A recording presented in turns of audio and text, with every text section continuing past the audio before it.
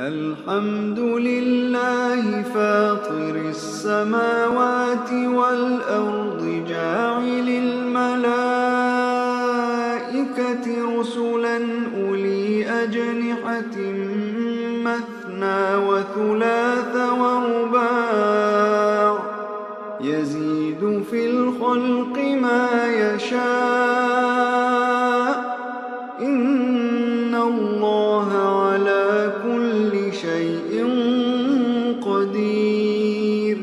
ما يفتح الله للناس من رحمة فلا ممسك لها وما يمسك فلا مرسل له من بعده وهو العزيز الحكيم.